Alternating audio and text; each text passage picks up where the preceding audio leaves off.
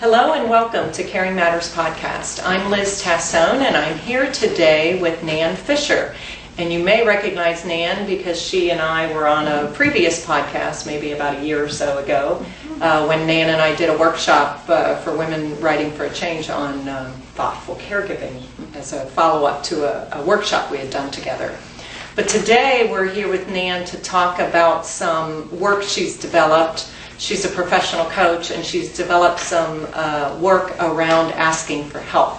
So we thought caregivers need to be reminded that they're not alone in this and that there are folks around that would be more than happy to help them. So Nan's going to remind us of what she's kind of come up with an acronym that's going to help us remember how to ask for help. So talk to us a little bit about this, what you came up with. Okay. I developed this material as part of a workshop on networking. And the whole idea that prompted it was when you go to do networking, it's important to know what it is that you want and be able to ask for it, because the whole point of networking is creating lifeline relationships and connections. So it's not about using people, it's really about expanding your circle of influence.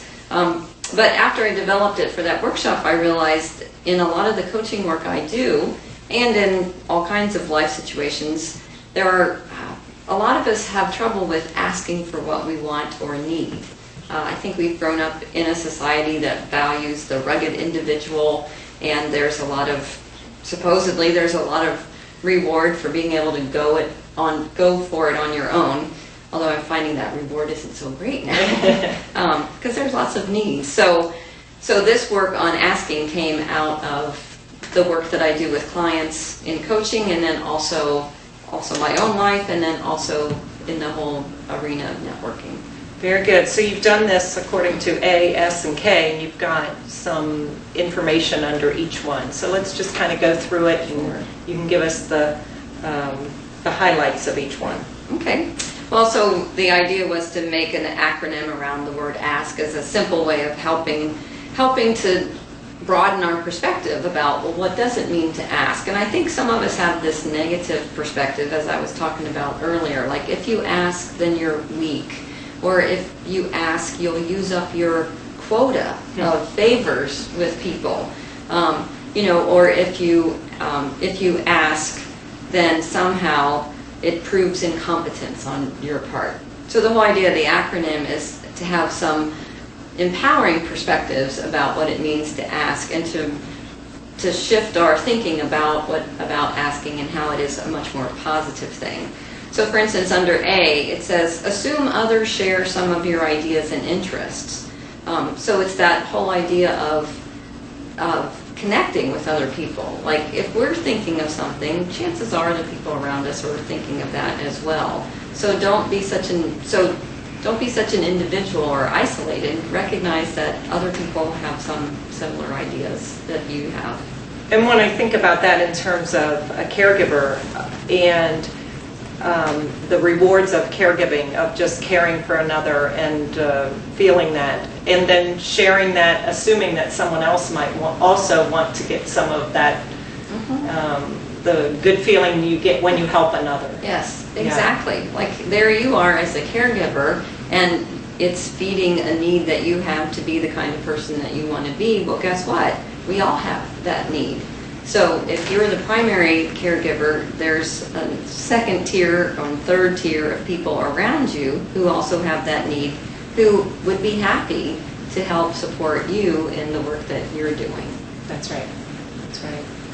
And when you ask, it places confidence in other people. It says that you know they have gifts and abilities, and they can make those available for you, and also be part of the person who needs care. That's a way for them to be part of that experience too.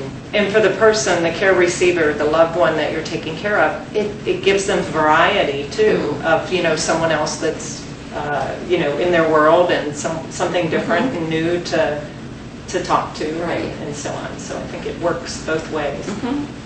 It's good. Yeah. Great.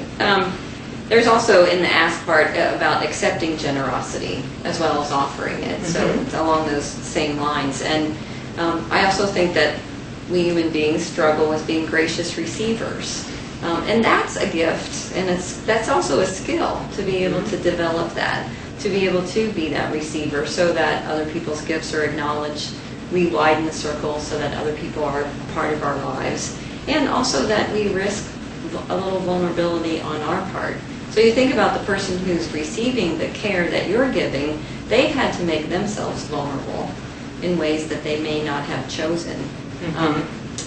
But that's the reality of the situation. So so as the caregiver, you wouldn't want them to not be a good receiver or to not ask for what they need. So how is it that that wouldn't work for you as the caregiver? Right. And when I think about when someone does ask me for help, I feel honored. I feel like they trust me, that they appreciate, or that they, I feel honored that someone would ask me for help. So there's something else that you're giving them by entrusting them with, whether it's caring for your mother or sitting with your mother or something. They're trusting you, Yes. and it's an honor to be trusted in that way. So I think that part of it is important. Good. Yeah. Right. So looking at at the S part, a way to look at that too is, just to seek wisdom and guidance. So when in the caregiving situation, I mean, you can get tunnel vision. This is what I have to do. This is what I have to be about. And it's really important to stand back sometimes and get a different perspective or a different viewpoint, some wisdom from other people, so that you can get refreshed and then also maybe introduce new ideas or new ways of doing things. That would be good for you and the person you're taking care of. And I think about the caregiver support groups that Catholic Charities has, and there's a list of those on this website.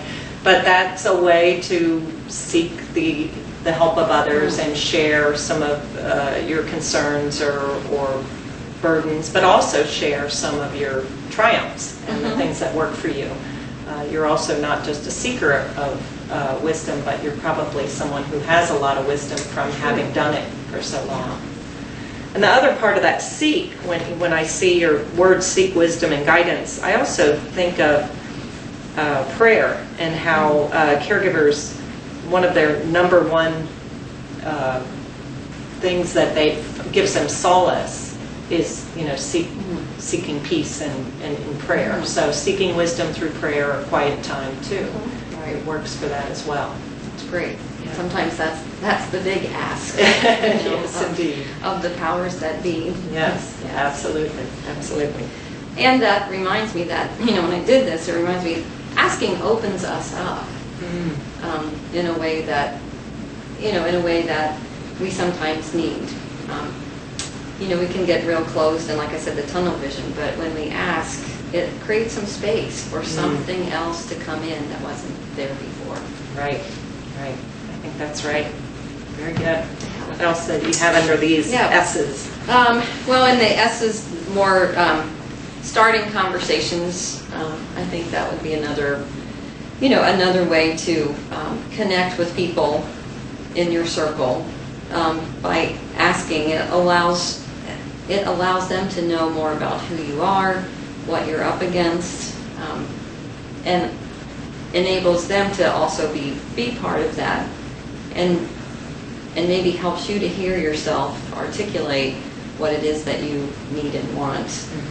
Sometimes it's not until we say out loud what it is that's happening for us do we have a clue. Yeah, I think that's a good point.